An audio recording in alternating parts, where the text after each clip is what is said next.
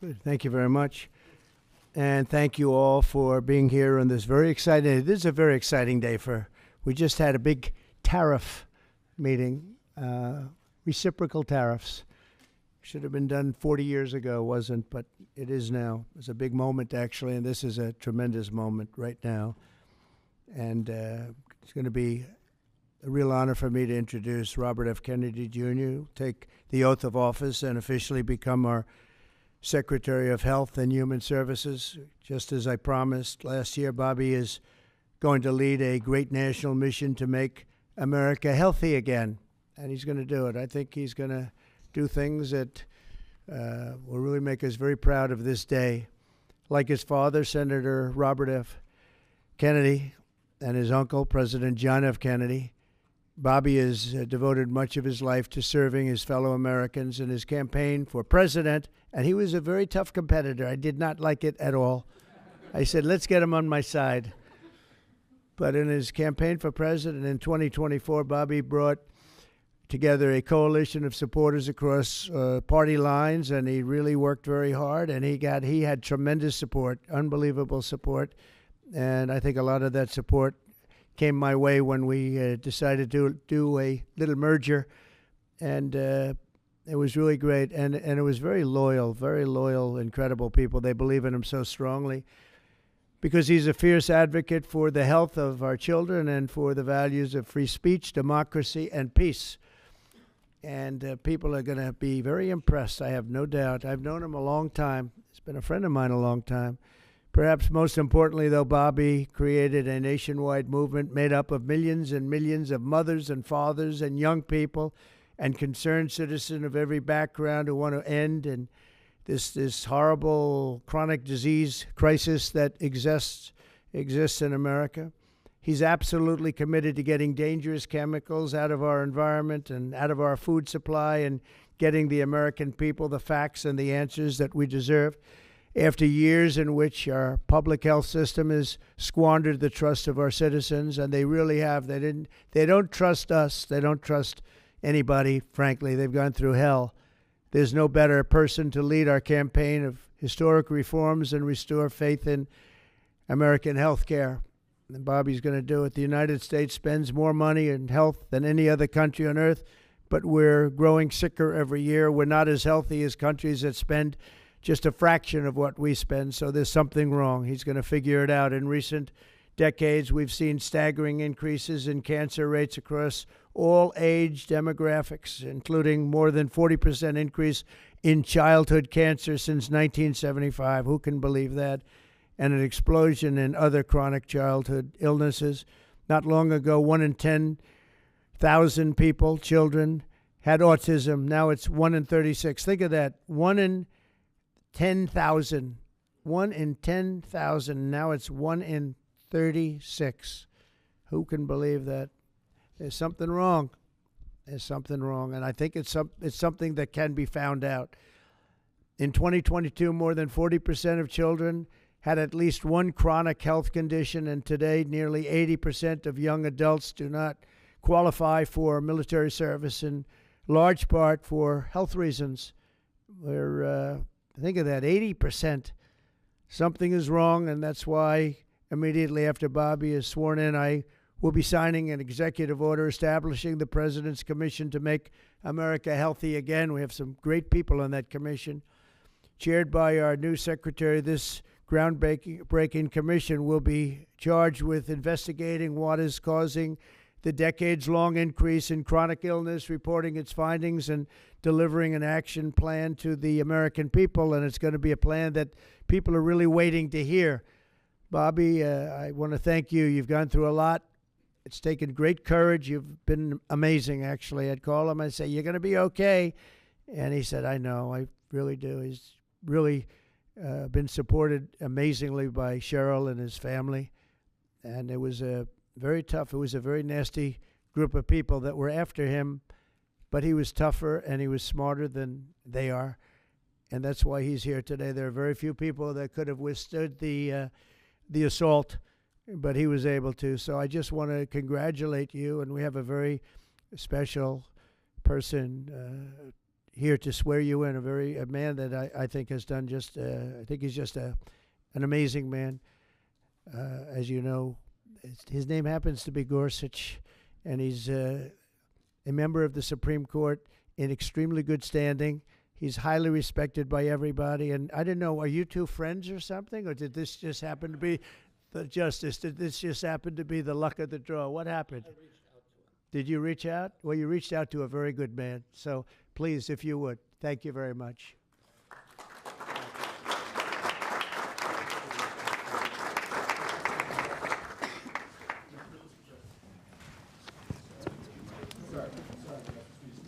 This has to be done I'll do first. this first. We're going to make this a good one, right?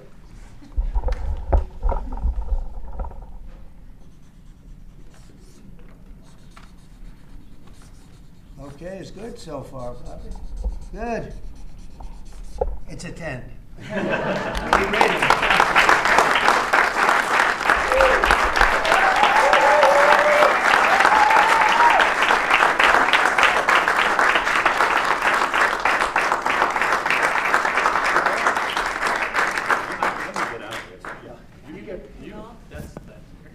No, why am I in the middle?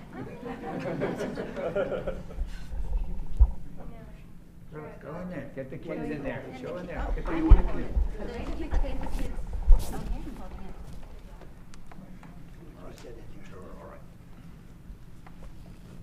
Over here, please.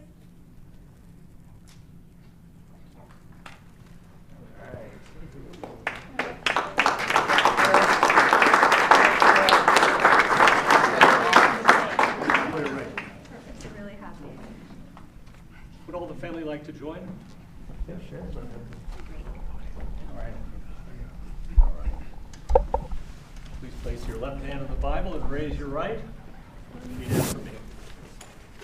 I, Robert F. Kennedy, Jr., I, Robert F. Kennedy, Jr., do solemnly swear do solemnly swear that I will support and defend that I will support and defend the Constitution of the United States the Constitution of the United States against all enemies, against all enemies, foreign and domestic, foreign and domestic, that I will bear true faith and allegiance to the same, that I will bear true faith and allegiance to the same, that I take this obligation freely, that I take this obligation freely without any mental reservation without any mental reservation or purpose of evasion, or purpose of evasion, and that I will well and faithfully discharge and that I will well and faithfully discharge the duties of the office the duties of the office on which I am about to enter.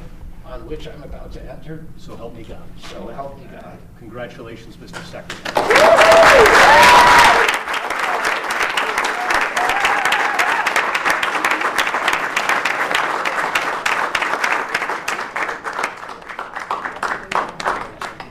Like the lizard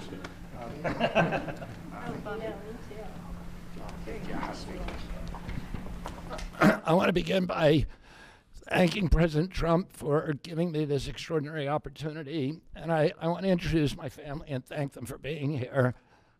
My wife, Cheryl, my cousin, Anthony Shriver, my daughter, Kik, my other daughter, Kira, Catalina Shriver, Joey Shriver, Jackson Hines, and Amaryllis Kennedy. Oh, and I want to thank all of you for your support and throughout this whole 2.5-year journey. My first time in this Oval Office was in 1961, and I came here to meet or 1962. I came here and I had a meeting with my uncle, who was president then, where we talked about the environment. He was involved deeply, as we all know, in restoring physical fitness in this country. He challenged at one point during his administration, he challenged Americans to do a 50-mile walk, which I ultimately did. But I remember the day that my father completed his walk. We were staying up at Camp David, and my father came in after 18 hours walking on the C&O towpath with his feet bleeding and blisters on them. My father had a bet. One of his best friends was Al Lowenstein. And Al Lowenstein ultimately was a congressman from New York who was assassinated himself in 1980. But Al Lowenstein had started the Dump Johnson movement to get rid of President Johnson and end the Vietnam War. And at the time that he started it, people just thought it was a fool's errand. And ultimately, he asked my father to run for president against Johnson. My father wouldn't do it at that time, and he asked Gene McCarthy. McCarthy did it, and he joined that campaign. And my father ultimately ran, and Johnson then dropped out. So Al Lowenstein succeeded. And although Al Lowenstein was on the other side now, running against my father with Gene McCarthy, my father wrote him a note, a quote from Emerson, where he said, if a single man plant himself firmly on his own ideal and there abide, the whole wide world will come round to him. For 20 years, I've gotten up every morning on my knees and prayed that God would put me in a position where I can end the childhood chronic disease epidemic in this country. On August 23rd of last year, God sent me President Trump. And he gave me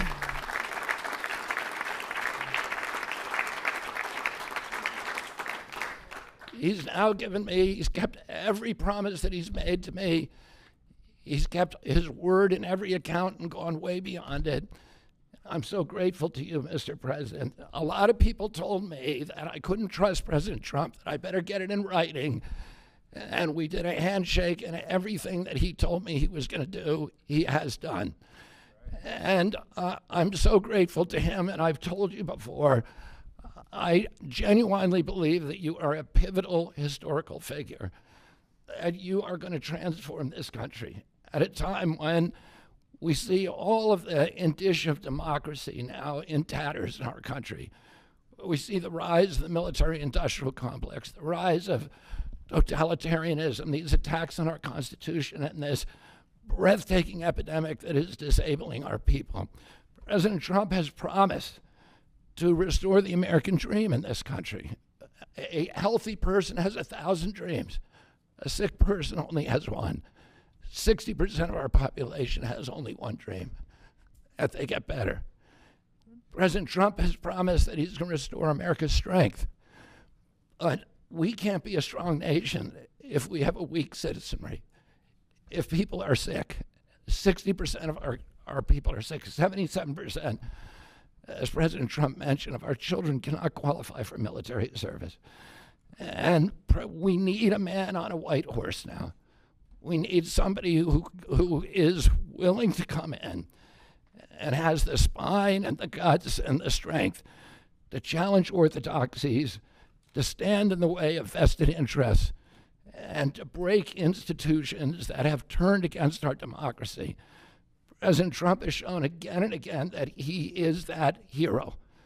And most recently, I greatly appreciate it, and I called you the day that you announced the termination of USAID.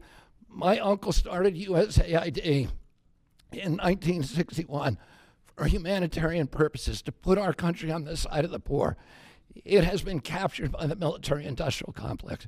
It has become a sinister propagator of totalitarianism and war across the globe. And very few people understand how sinister this agency really is. And President Trump saw that, and he stood up to it with a masterstroke. And we want to do the same thing with the institutions that are stealing the health of our children. We need a revolutionary figure, and you are that figure, and I'm very grateful for you for giving me this opportunity. I want to recognize some of the allies that I've had in this battle for a long time: Senator Rand Paul, Senator Ron Johnson, Senator Roger Marshall, Marjorie Taylor Greene, and Buddy Carter, who've all been champions of the MAHA agenda before I even came along. I'm very grateful for you for standing strong. Thank you very much, President Trump.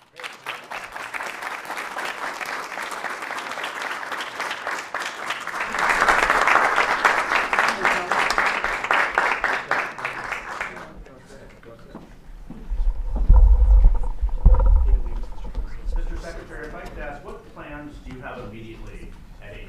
next, now that you're sworn in, sir? He's going to be running it. He's going to do a great job.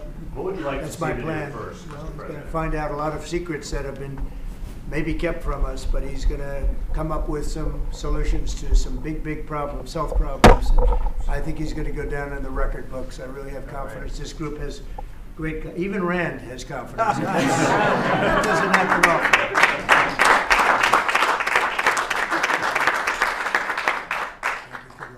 If I pass you, Mr. Secretary, do you plan to fire anyone immediately, or what are your plans on day one, which I guess is today? Our plans are radical transparency and returning gold standard science to NIH, the FDA, and CDC, to ending the corruption, ending the corporate capture of those agencies, getting rid of the people on those panels that have conflicts of interest. So we can do unadored and unimpeded science rather than the kind of product that is coming out of those agencies today. Mr. Secretary, may I ask, how do you address concerns that some Americans may have about your stance on vaccine? When people actually hear what I think about vaccines, which is common sense, which is vaccines should be tested, they should be safe, everybody should have informed consent, people are reacting because they hear things about me that aren't true. They hear characterizations of things that I've said that are simply not true. When they hear what I have to say actually about vaccines, everybody supports it. Mr. Kennedy, Kara Kashinova from Lindell TV. What's your message to Democrats in the Senate that fought so hard to keep you from taking this position? And congratulations, by the way. And President Trump has promised to be the president for all Americans, and he has said to me that he understands that there's no such thing as Republican children or Democratic children. All of our children need to be protected, and whether you're in a blue state or red state, I'm going to do everything I can to work with you, whether you're Democrat or Republican, to restore child's health in this country. Mr. Secretary. Great job. Great job. Thank you all very much.